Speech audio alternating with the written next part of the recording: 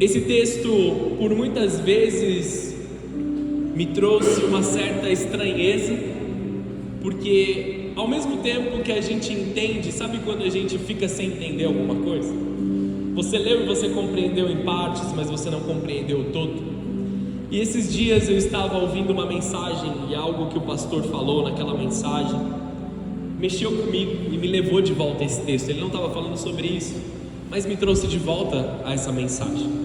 Filipenses capítulo 4, versículo 11, a gente vai ler do 11 ao 13, tá bom? Então acompanha aí comigo. O texto diz isso, assim: não digo isso por estar necessitado. Olha só, não estou dizendo isso porque me falta alguma coisa, pois aprendi a ficar satisfeito com o que eu tenho. Sei viver na necessidade e também na fartura. Aprendi o segredo de viver em qualquer situação, de estômago cheio ou vazio, com pouco ou muito. Posso todas as coisas por meio de Cristo que me dá forças. O que Paulo está dizendo aqui para a igreja e para os filipenses? Ele está dizendo assim: quer eu tenha poucas coisas, ou quer eu tenha muitas coisas, eu permaneço fiel. Quer eu esteja com fome, ou quer eu esteja de barriga cheia, eu tenho fé, eu permaneço fiel. Quer me falte um pouco, ou quer me sobre, eu permaneço fiel. E a fidelidade de Paulo diz muito aqui, não somente sobre um proceder, porque logo de cara a gente fica preocupado. Se me falta, gera uma preocupação, gera uma ansiedade. Quem aqui já atrasou um boleto, nem que seja um da sua vida? Amém? Muito mais, pastor, mais um só, em nome de Jesus. Amém? A gente tem ansiedade, nós ali ficamos chateados, nosso coração se constrange muitas vezes, e quando nos sobra, muitas vezes nós somos levados àquele lugar, talvez até de uma cobiça, ou talvez até de um formato ali mais exaltado ou altivo de viver. Você consegue entender isso? Eu tenho muito, então eu posso talvez destratar as pessoas, ou eu tenho bastante, então eu compro favores. Vocês já ouviram falar sobre situações como essas, amém? Mas Paulo está dizendo assim: quer eu tenha muito, ou quer eu tenha pouco, eu sou fiel, eu permaneço com o meu caráter, eu permaneço na presença de Deus, eu permaneço na vontade do Senhor. E essa realidade toma as nossas vidas nessa noite, em nome de Jesus. Se você pode, fecha os teus olhos, abaixa a sua cabeça, vamos fazer uma oração para nós entrarmos mais profundamente nessa palavra. Senhor Jesus, eu te agradeço pela oportunidade de ministrar a tua igreja mais uma vez. Eu te agradeço por ver, Senhor, no olhar dos teus filhos aqui, Senhor, pessoas que realmente desejam estar na tua presença. Eu te agradeço, Senhor, pelo Senhor me usar mais uma vez como um profeta diante do teu altar, mesmo eu sendo falho, mesmo eu sendo errado, mesmo muitas vezes me faltando perseverança e fé, Senhor, da qual eu clamo todos os dias na tua presença. Eu quero te pedir, Senhor, que o Senhor use estas palavras que saem desse altar nessa noite para gerar fé, santificação, salvação e um caráter transformado para toda a tua igreja. Que nós possamos, Senhor, gerar uma fé sobrenatural aqui. Que eu e os meus irmãos aqui, Senhor, sejamos edificados pela tua palavra. Fala conosco de espírito a espírito. Que não sejam palavras de homens aqui, mas que seja a tua voz sendo ministrada, Senhor. Em nome de Jesus. Em nome de Jesus. Amém. Você pode aplaudir o Senhor só um momento aí? Então vamos lá. Eu quero setar algumas expectativas aqui e ao mesmo tempo quebrar alguns tipos de pensamento que eles são não malignos, mas eles são contrários ao Evangelho. Eles minam o nosso pleno entendimento do Evangelho. Nós estamos em uma cultura em que muitas vezes nós achamos louvável situações humildes ou situações que beiram a miséria. Amém? Nós olhamos para certas coisas e nós achamos que existe algum tipo de devoção nessas coisas, porque pessoas escolheram uma vida miserável. E quando eu falo miserável, é uma vida de extrema necessidade. Não é tipo assim, perdi uma refeição. Amém? Estou falando de vidas de extrema necessidade. O Senhor Jesus e o Evangelho não nos ensinam que abrir mão de todas as coisas é necessariamente andar a pés descalços na rua e mendigar comida. Amém? Digno é o trabalhador do seu salário. Você trabalha, você produz, você é digno de deter aquilo que você detém e administrar da forma correta. Amém? Não tem nada de errado que você obtenha riquezas. A palavra apenas nos alerta quanto ao amor ao dinheiro. O amor ao dinheiro é a raiz de todos os males. Até aqui tudo bem? Não é errado você deter riquezas, mas aonde está o teu coração quando se trata dessas coisas? Ao mesmo tempo, não ter nada não quer dizer que você está ausente de tentações, de pecados ou de cobiça. Eu já encontrei na minha vida, e eu nem vivi tantos anos assim, pessoas extremamente abastadas que viviam como se não tivessem nada. Elas entendiam que isso tudo era da vontade de Deus, eles eram apenas mordomos daquilo que eles tinham ali e eles cuidavam segundo a vontade de Deus. Ao mesmo tempo, conheci pessoas que mal tinham o que comer, mas eram extremamente cobiçosos, eram extremamente rancorosos ali com certas questões, amantes do dinheiro. Estão entendendo essa questão aqui? Eles matavam, roubavam pelo dinheiro, quebravam o caráter pelo dinheiro. Fazer o mal não necessariamente está aliançado com necessidade. Nós vemos o apóstolo Paulo: eu aprendi a estar satisfeito. A minha fé está na presença de Deus. Não é uma mensagem que te faz se medir pela medida ou pela média ou por aquilo que é medíocre, nem muito menos que te convence a achar que viver carente é falta, em falta é bom. Mas na verdade nós precisamos aprender a valorizar aquilo que Deus já nos deu. Entender que Deus nos dá todas as coisas que necessitamos. A gente poderia até acabar a mensagem aqui dizendo esse texto do versículo 13: posso todas as coisas naquele que me fortalece. Nós precisamos entender isso. Nós podemos alcançar todas as coisas por meio de Cristo Jesus. Mesmo na pior situação que você possa se enxergar, Deus pode te tirar dessa situação, ou você vai ter capacidade suficiente para suportar a pior situação que você já viveu. Podemos todas as coisas por Cristo Jesus que nos fortalece. Deus, na sua infinita bondade, abundante em nós e graça, em bênçãos sem limites, Deus tem prazer de abençoar os seus filhos. Você que é pai ou mãe, você provavelmente já deu um presente para os teus filhos e você ficou feliz de poder dar este presente porque você viu a alegria dos teus filhos. Em algum momento você já viveu isso, amém? Você entende o prazer de abençoar os teus filhos com coisas materiais.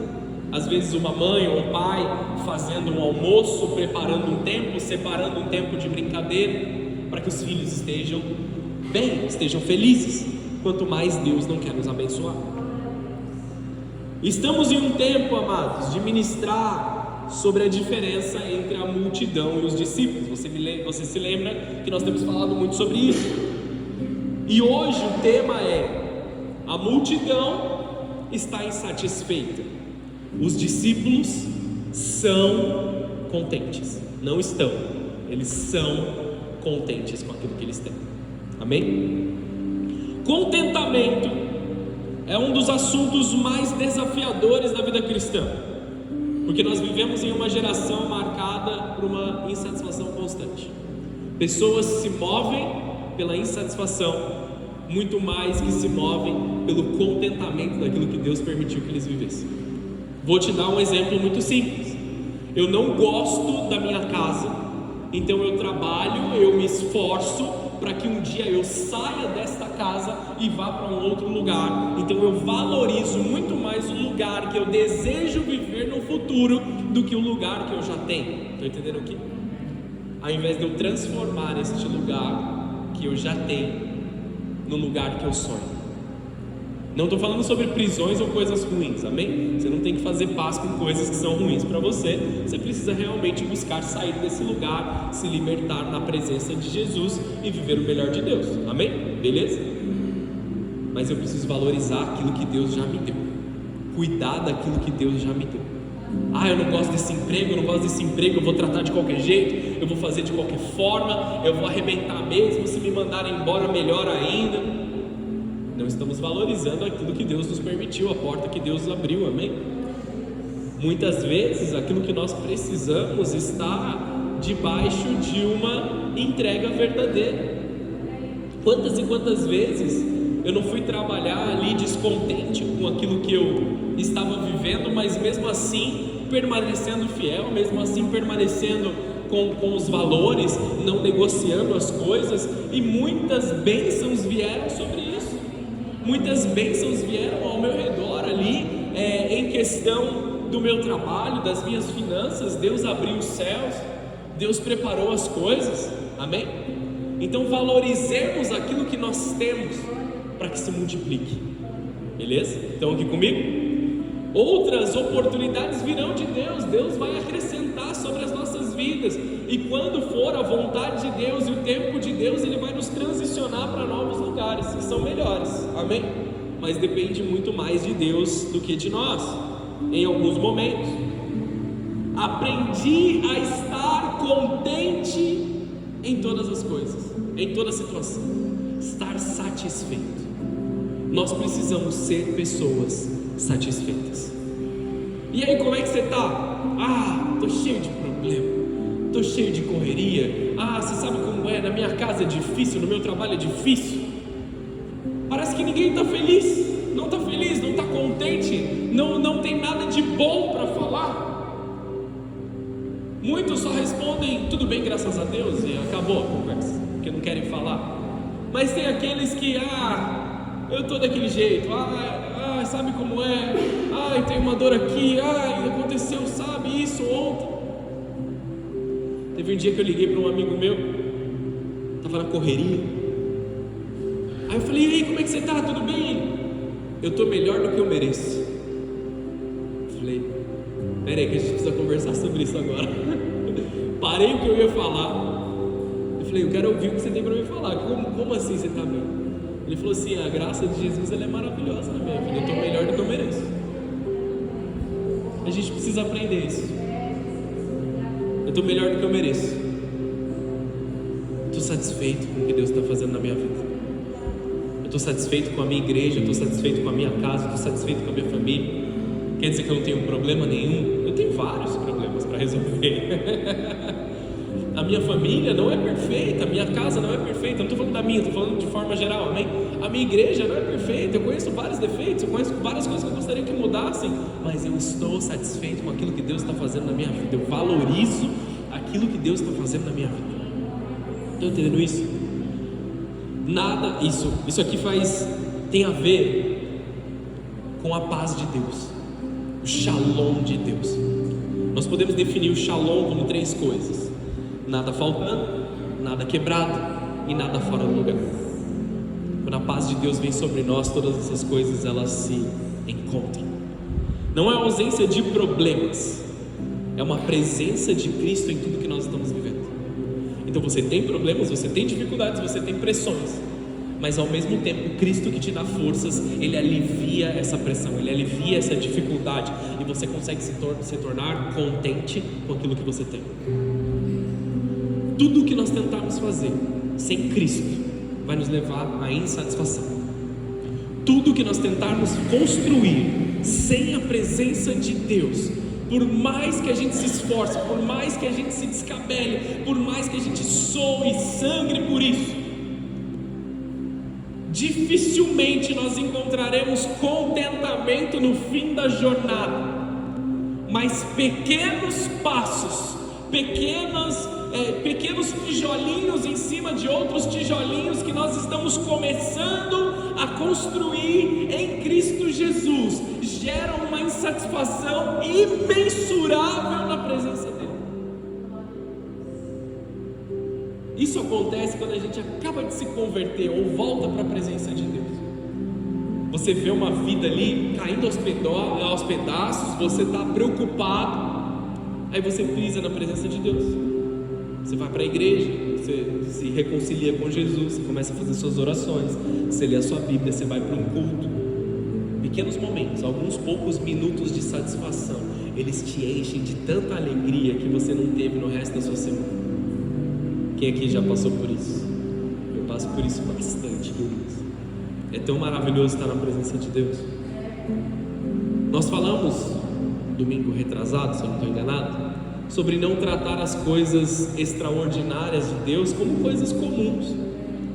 Nós temos que aprender a valorizar a Deus. Então é meio que uma continuação daquela mensagem, amém?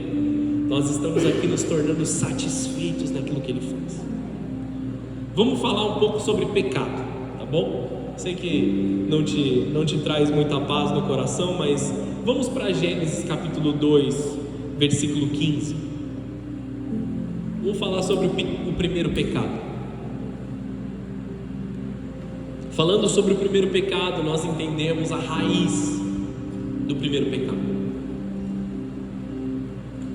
O Senhor Deus colocou o homem no jardim do Éden para cultivá-lo e tomar conta dele. Qual que é a responsabilidade do homem? Cultivar o jardim e tomar conta do jardim. Então, sim, Deus exige de nós esforço, tá bom? Isso aqui é um fato. Deus exige de nós que cultivemos aquilo que Ele nos deu. Deus exige esforço, essa é a realidade. Versículo 16. Mas o Senhor Deus lhe deu uma ordem de Deus: coma à vontade dos frutos de todas as árvores do jardim. Ordem número 1: coma à vontade daquilo que eu te dou. Hoje, pastor, a ordem não foi outra? Não foi não coma da árvore do conhecimento do bem e do mal? Isso é o que a gente lembra. Por um coração até um tanto insatisfeito, a primeira coisa foi: comam de tudo que eu estou fazendo para vocês. Desfrutem todas as árvores do jardim. Versículo 17. Segunda ordem: exceto da árvore do conhecimento do bem e do mal. Se você comer desse fruto, com certeza você morrerá. Vamos lá, vou explicar. Deus deu uma ordem: coma à vontade, fica à vontade, se delicie de todas as coisas. Sabe o que significa Éden? Prazeres. O jardim do Éden é o jardim dos prazeres de Deus separados para nós. Qual é o problema de comermos da árvore do bem e do mal? Do conhecimento do bem e do mal, que tem uma coisa diferente aqui. Quando nós pensamos nessa árvore, nós pensamos assim: eu vou conhecer o pecado, eu vou conhecer o mal. Mas não somente conhecer o mal, mas conhecer sem inocência do bem. Qual o problema de eu conhecer o bem sem a inocência? Que eu vou manipular o bem a fim de receber algo de Deus. Eu vou fazer coisas para manipular relacionamentos, e manipulação é pecado. Amém ou não? O conhecer o bem e o mal é remover a inocência projetada por Deus nos nossos corações. Naturalmente nós nascemos inclinados a uma inocência que gera um caráter aprovado.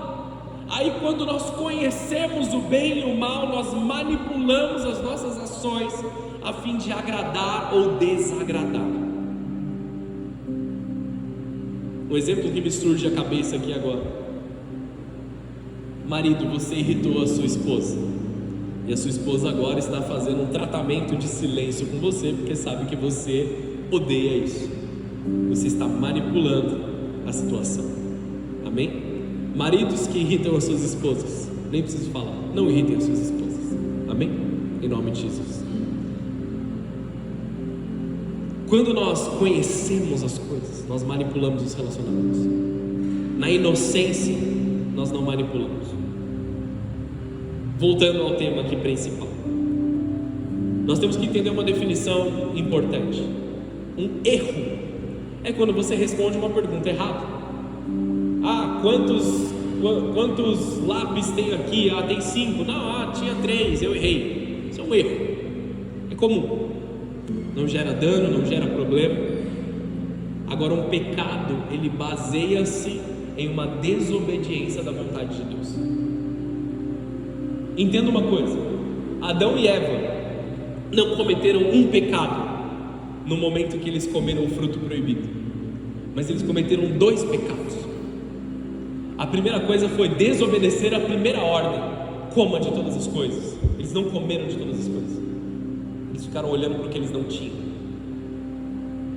E o segundo foi: comeram do que não era para comer. Você entende como não é uma coisa, mas são 2? Se eles estivessem satisfeitos de tudo que Deus tinha feito para eles, não haveria falta para aquele fruto. Estão aqui comigo aí? Entenderam isso? Vocês estão entendendo onde eu quero chegar? Pecado não é apenas uma falha moral, é uma quebra de relacionamento com Deus por desobediência. E qual a consequência? Se desobedecermos, certamente morreremos. Todo pecado leva à morte em alguma área das nossas vidas. Toda mensagem depende de entender que o problema do homem é a desobediência.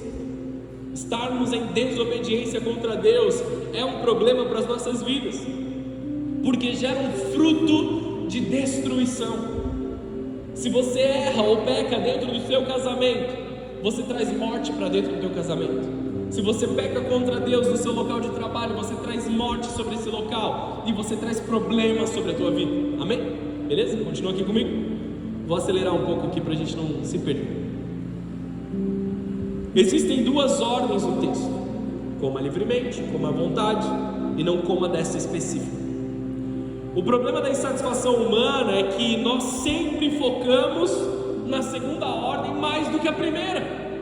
Tanto que quando eu fui ler esse texto de novo, eu pensei que era o inverso que Deus havia falado. Ficou na minha cabeça que era: não comam dessa, mas comam todas as outras coisas. E como a palavra de Deus ela é boa, ela é perfeita, Deus primeiro nos dá todo tipo de provisão e atende todas as nossas necessidades. Depois Ele seta um limite. A primeira coisa que Deus disse para o homem não foi um não, mas foi um sim absurdo para tantas outras coisas. Quantas árvores tinham no jardim? Não tenho nem ideia, eram muitas. Nós podemos imaginar que todas as outras árvores do universo e frutas estavam lá,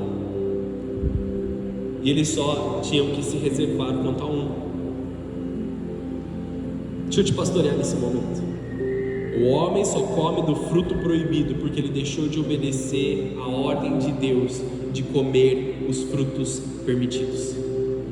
Eu só peco, eu só erro porque eu deixo de fazer aquilo que é bom, porque eu deixo de fazer aquilo que é agradável a Deus, porque eu deixo de me satisfazer com o que o meu Deus já preparou para mim que é bom. O problema não começa no pecado, começa na falta de satisfação no que Deus já nos deu. O inimigo ele não começa nos levando direto para o pecado. Não era uma maçã, tá bom? Não era uma maçã, era um fruto. Não sabemos qual. Mas só pelo fato da palavra, vamos pensar que era uma maçã. Satanás ele não chegou e toma essa maçã, come essa maçã aqui, em nome de Jesus. Ele não meteu o louco assim, entendeu? come, enfiou goela abaixo. Ele começa te afastando daquilo que Deus já liberou para você. Ele começa te enganando, distorcendo a verdade. Se você está cheio do que Deus te deu, não tem espaço para aquilo que é proibido, nem para aquilo que é pecaminoso. Só para trazer uma referência aqui, Efésios 5,18: não se embriaguem com vinho, pois ele os levará ao descontrole. Em vez disso, estejam cheios do Espírito Santo. Não se embriaguem das coisas do mundo. A questão aqui não é você não se embriagar de coisas do mundo, mas você se embriagar das coisas que Deus te dá. Se você busca o vinho para um tipo de alegria, Deus está nos dizendo: existe muito mais alegria e satisfação em estar cheio do Espírito Santo. Se afaste das coisas que te trazem prazer e satisfação momentânea, e se apegue às coisas que te trazem uma satisfação completa, definitiva e duradoura. O vinho, ele te traz alegria por alguns minutos. O Espírito Santo, ele te traz alegria por uma vida toda, naquilo que você permite ele entrar. Se você está vazio, qualquer coisa se torna atraente.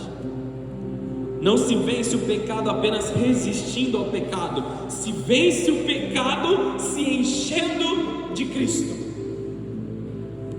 Eu tenho um problema com tal pecado, não sei qual é o seu. Pense no seu pecado.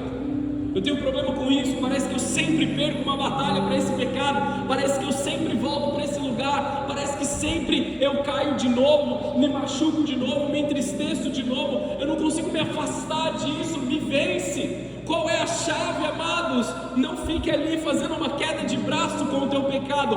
Corra em direção daquilo que te enche de Deus. Não olhe para o pecado, vire as costas para ele e olhe para todas as outras árvores do jardim que Deus já liberou sobre a tua vida. Vocês estão entendendo o que eu estou dizendo aqui, amados? Falta de palavra, falta da presença, falta da comunhão gera espaço para o pecado. Muitas vezes o nosso pecado, ele é baseado na cobiça de algo que nós não temos.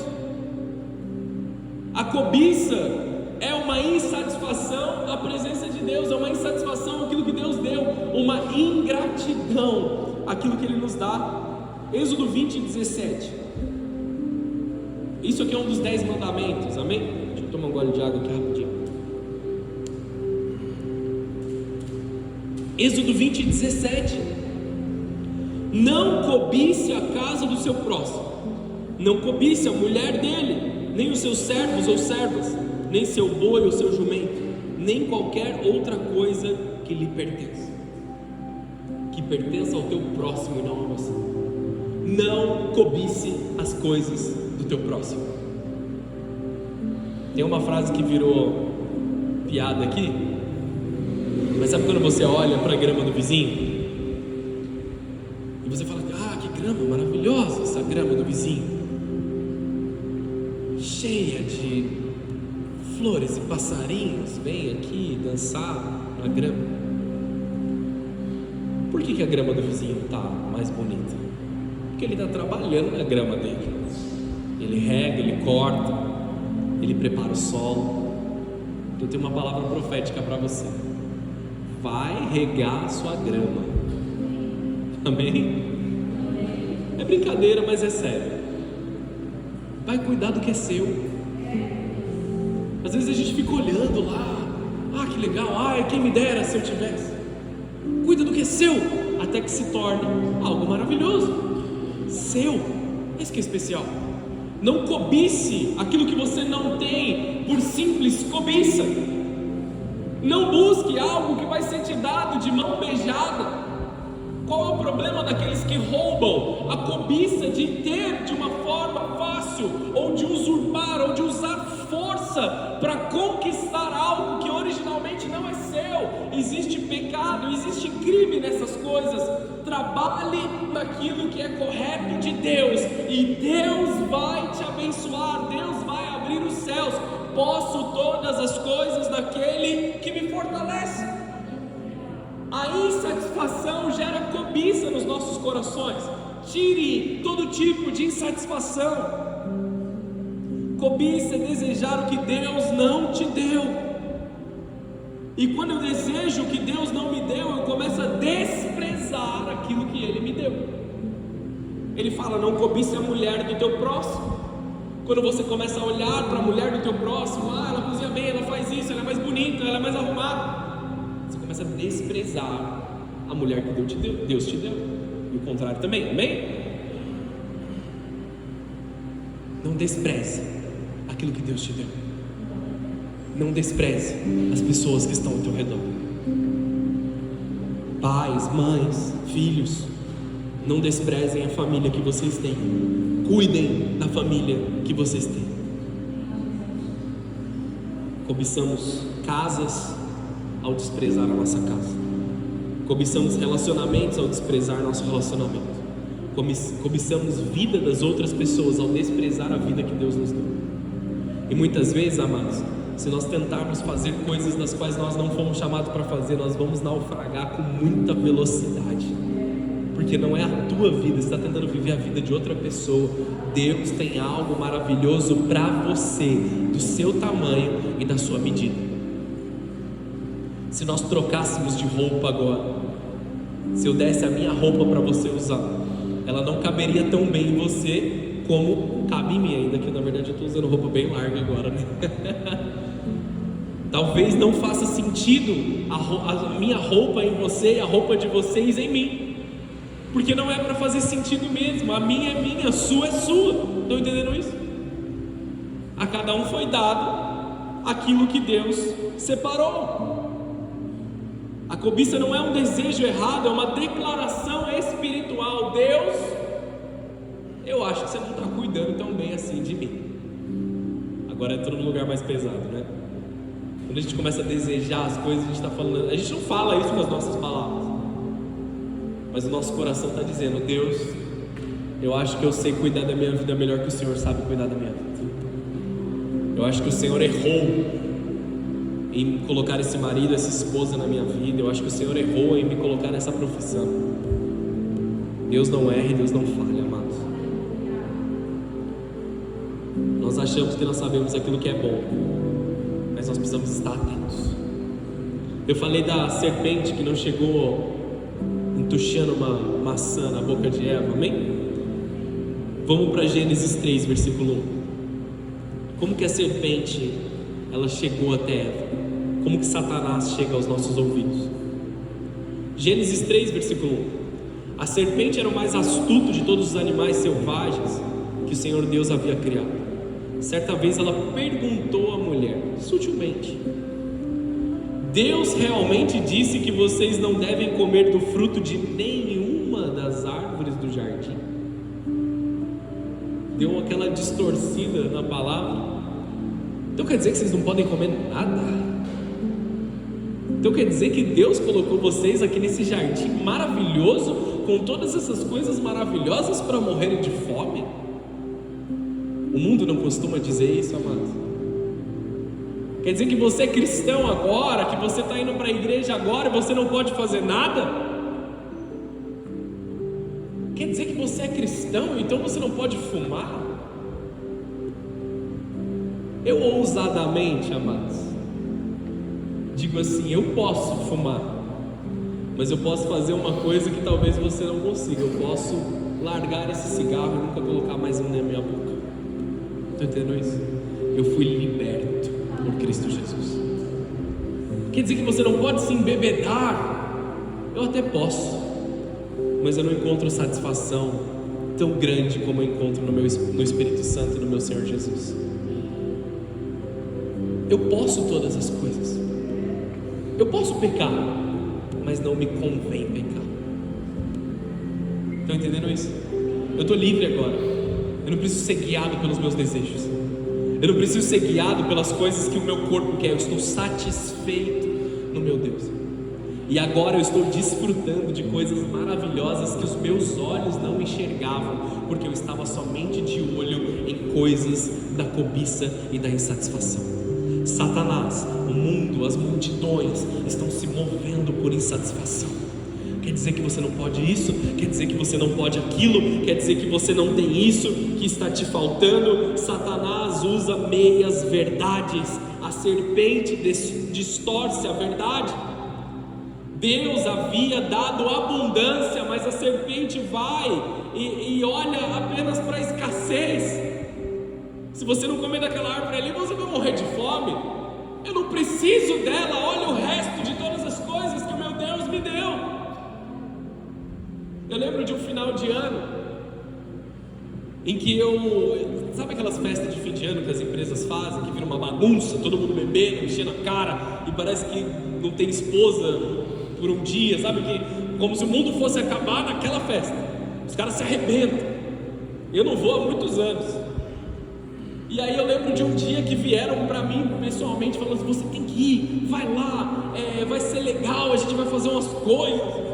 Nem quis perguntar que coisas eram. O meu argumento, que fez muitas pessoas repensarem, eu não vou jogar fora tudo que eu construí até aqui por uma noite com pessoas que eu nem conheço tão bem. Então, eu sei que peguei pesado no coração ali, tipo, pessoas que eu não conheço tão bem. Mas olha o tanto que eu tenho construído. A minha família, a minha esposa, os meus filhos, eu não vou trocar por uma noite de alguma coisa que eu nem sei o que é. Vocês estão entendendo aqui, amados? Olha o tanto que nós temos trabalhado, olha o tanto que nós temos nos dedicado na presença de Deus. Olha os dias de alegria, depois de alegria, de satisfação, depois de satisfação, dias de construção, dias de amor, dias de providência, dias de provisão dos céus. Eu não vou trocar por um momentinho de alguma coisa que satisfaça a minha própria vontade ou a minha insatisfação. Vocês estão entendendo isso? O pecado começa em nós quando nós estamos cobiçosos por coisas que nem deveriam ser nossas. Que o Senhor Jesus nos corrija nessa noite. Não tire o foco daquilo que Deus te abençoou e olhe para as coisas que não deveriam ser suas. Não olhe para as coisas que Deus restringiu em detrimento daquilo que Ele tem te abençoado. Tente fixar os seus olhos naquilo que você tem, naquilo que Deus já te abençoou, e valorize. De novo, vai regar sua grama. Amém? Você vai ver como ela vai crescer. Efésios capítulo 1, versículo 3. Vou ler rapidão aqui. Todo louvor seja a Deus, o Pai de nosso Senhor Jesus Cristo, que nos abençoou em Cristo com todas as bênçãos espirituais nos domínios celestiais. Tudo que está liberado nos céus é sobre a tua vida. Todas as promessas bíblicas estão liberadas sobre a tua vida.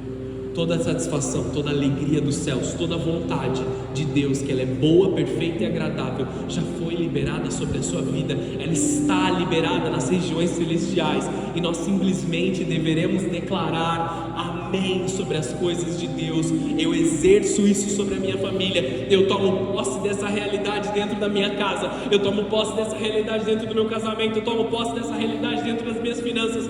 Todas as bênçãos celestiais foram liberadas, e nós dizemos amém em concordância com a palavra de Deus, e vivemos o melhor de Deus aqui nessa terra. Vocês estão entendendo isso ou não? Todas as coisas foram liberadas sobre as nossas vidas.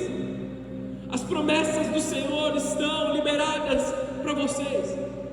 Não é uma promessa sobre um homem que era velho e teve filho, ele se chamava Abraão. Essa promessa também vem sobre você através do sangue de Cristo. Não é uma promessa sobre um profeta esquisito que chorava muito. Ela é sobre a tua vida também, e você toma posse disso através do sangue de Cristo Jesus. Viva o melhor de Deus sobre a tua vida. Vivemos em um ambiente que estimula a comparação constante. Redes sociais, IA. A IA arrebentou com o nosso senso de realidade. Eu não consigo olhar para a rede social sem ver coisas ali falsas o tempo inteiro. E nós perdemos o nosso senso de realidade, nós perdemos o nosso senso de beleza muitas vezes. Porque você olha para coisas irreais o tempo todo no seu celular, você se olha no espelho e você acha que você é o pior ser humano do universo. Então aqui ou não? Você olha para vidas fabricadas, vidas de plástico, e você compara com a sua vida de verdade. Uma vida de verdade, essa é a diferença. Por isso que dói, por isso que você chora. Muitas vezes nós comparamos uma foto que registra um momento da vida de alguém, só que nós não comparamos com um bom momento que nós estamos vivendo, nós comparamos com a nossa pior situação. Olha fulano lá na praia de novo, olha que da hora, ele deve ser rico demais, e eu aqui ralando no trabalho. Às vezes ele nem está lá na praia, ele só postou uma foto velha. Está entendendo ou não? E a gente se compara demais. As pessoas expõem versões irreais da sua vida através das redes sociais. Isso gera comparação, frustração, uma sensação de falta. E nós olhamos para essas coisas com o canto ali da serpente. Você não pode ter isso, você jamais vai ter aquilo. Te falta, te falta, te falta. Estamos em risco, amados. Somos uma geração inteira sendo discipulados para insatisfação. Nós precisamos aprender a estar satisfeitos.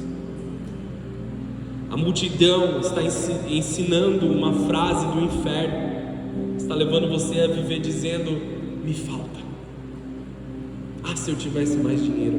Ah, se eu tivesse mais tempo. Ah, se eu tivesse mais magro. Ah, se eu tivesse um pouquinho mais gordinho. Ah, se eu tivesse mais forte.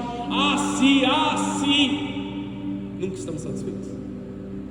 A gente pode consumir. A gente pode gastar todo o nosso dinheiro e não estar satisfeito, se nós não encontrarmos satisfação na presença de Deus. Eu aprendi a estar satisfeito em todas as coisas por meio daquele que me fortalece. Essa é a realidade de Paulo, tem que tocar as nossas vidas. O caminho da multidão é aprender a viver insatisfeito. Gente que reclama de tudo, reclama de todos, está dentro da igreja, está insatisfeita, no trabalho está insatisfeito, está em casa, está insatisfeito, reclama o tempo inteiro, gera uma rebeldia dentro do seu coração, contra as pessoas, contra aqueles que estão do lado. A pessoa te ajuda e você fala mal de quem te ajudou. É um absurdo como o mundo vive hoje. É sim de nos deixar indignados, é sim de gerar uma ira dentro dos nossos corações, porque muitos têm coisas que várias e várias pessoas estão trabalhando para ter um pouquinho, e mesmo assim vivem em cobiça, vivem menosprezando o que Deus nos deu. Que possamos aprender a estar satisfeitos. O caminho do discípulo é aprender a estar contente nas coisas que Deus te deu. Talvez pareça pouco agora, talvez pareça pequeno agora, mas o Salmo 23:1 diz assim: o Senhor é meu pastor e nada me faltará. Filipenses 4:13 eu já li: posso todas as coisas por meio de Cristo que me fortalece. Eu sei dessas realidades sobre o meu coração. Eu estou satisfeito em Cristo.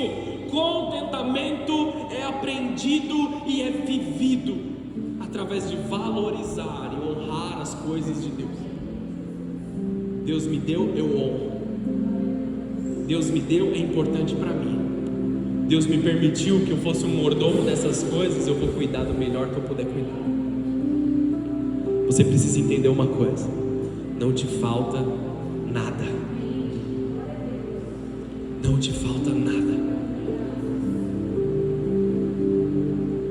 Quando a gente vê um bebezinho nascer, tipo o filho do Lucas, o filho do Vitor, o Lucas, que nasceu, ele é pequenininho, perninhas e bracinhos curtinhos. Quando ele vai se tornar um adulto, não vai aparecer um outro braço nele, ou uma outra perna. O bracinho pequenininho de bebê vai se tornar um braço de adulto. A perninha pequenininha de bebê vai se tornar uma perna de adulto. A língua e as cordas vocais que não sabem colocar sons em uma ordem que seja inteligível vão aprender a falar, vão aprender a cantar, vão aprender a se expressar. Estão entendendo onde eu quero chegar? Quando a gente nasce com tudo que a gente precisa. A gente só precisa desenvolver essas coisas. Você nasceu com tudo que você precisa. Deus já colocou dentro de você tudo que você precisa. Você só precisa desenvolver essas coisas, valorizando aquilo que Deus te deu. Por isso a gente fala que o cuidado do corpo é extremamente importante, amém? Temos que cuidar do nosso corpo. Quem nasceu de novo em Cristo não está incompleto. Você não precisa de algo que seja acrescentado em você. Você está completo. Você só está amadurecendo, como um bebê que nasceu. Amém? Eu preciso ser mais completo, eu preciso de mais disso, mais daquilo. Já tem tudo dentro de você. Você só precisa exercitar isso para que saia para fora. Deus já colocou tudo que você precisa dentro de você. Tudo que Deus te pede caminha com uma porção de graça suficiente para você executar. Um exemplo simples: se Deus nos pediu para orar, é porque Ele ouve a nossa oração. Se Deus te pede para jejuar, é porque Ele te suporta durante o teu jejum. Se Ele te pede para entregar algo, para abrir mão de algo na presença dEle, é porque Ele tem algo melhor separado no futuro. Confie em Deus. Você não precisa de algo novo para começar a viver o propósito. Você precisa amadurecer o que você já recebeu. Confronte a mentalidade que diz: quando eu tiver, eu começo. Quando eu souber, eu começo. Quando eu tiver tal coisa, ou eu tiver aquela roupa específica, eu começo a fazer. Eu preciso comprar uma roupa nova para ir para a academia. Você precisa ir para a academia mesmo? Eu sei que é uma coisa simples e pequena, mas muitas vezes nós postergamos as coisas porque nós achamos que nos falta algo, quando na verdade nós não reconhecemos. O que falta mesmo é reconhecer que Deus já colocou tudo dentro de você, e Ele vai continuar acrescentando maturidade, acrescentando graça sobre graça na tua vida. Isso é uma mentalidade de falta, e a base da falta é a fé, é a falta de fé em Deus. Deus espera fidelidade no que você já tem hoje. O Senhor Jesus diz para nós em Lucas 16, versículo 10: se forem fiéis nas pequenas coisas, também serão nas grandes. Mas se forem desonestos nas pequenas coisas, também serão nas maiores. Se nós estamos sendo desonestos em coisas pequenas, como nós esperamos que Deus derrame grandes coisas sobre nós? Muitas vezes nós olhamos para os ímpios, nós olhamos para as outras pessoas, nós nos comparamos. O versículo continua dizendo, versículo 11, e se vocês não são confiáveis ao lidar com a riqueza injusta desse mundo, quem lhes confiará a verdadeira riqueza? E se não são fiéis com os bens dos outros, por que alguém lhes confiaria o que é de vocês? Muitas vezes nós tratamos as coisas que não são nossas como descartáveis. Você está num trabalho, tem uma brincadeira lá no pessoal do trabalho: carro alugado é de borracha, pode fazer qualquer coisa que ele se conserta sozinho, porque não é você que paga o conserto, amém? Não é você que se esforça, não é seu. Só que se nós valorizamos aquilo que não é nosso, Deus nos abençoa com grandes coisas. Se você não é confiável em coisas emprestadas ou coisas que te foram dadas para você cumprir uma função, como Deus vai te dar grandes coisas. Agora cuide bem daquilo que você tem, e Deus vai multiplicar sobre a tua vida. Porque nós vemos pessoas ficando ricas da noite para o dia, e aí do dia para a noite pobres de novo, perdendo tudo, talvez até se encontrando numa situação muito pior, se envolvem em crimes, se envolvem em tantas coisas, que eles não souberam valorizar nem um pouco como que eles valorizariam o maior. Eles não administraram bem o que era pequeno, não vão administrar bem o que é grande. Estão entendendo aqui, amados? Existe uma parábola que se chama parábola dos talentos. Eu não vou ler ela inteira aqui para a gente ganhar tempo, Ela está escrita em Mateus 25, depois você lê na sua casa. O Senhor, Ele entrega talentos, ou moedas, né? Era como eram chamados. Nós podemos olhar para o lado dos dons que foram entregues, mas ao mesmo tempo do lado financeiro que foi entregue para essas pessoas. Para uma pessoa recebeu 5 talentos, a outra recebeu 2, a outra recebeu 1, de acordo com o que cada um conseguia administrar. Alguns conseguem mais, alguns conseguem menos. O que tinha 5 dobrou o que ele tinha e ele teve 10. O que tinha 2 dobrou o que tinha e teve 4. O que tinha 1 ficou com medo, não administrou bem, ele foi ali de uma certa forma preguiçoso, sendo tomado pelo medo, e ele enterra aquele dinheiro para devolver aquela única moeda.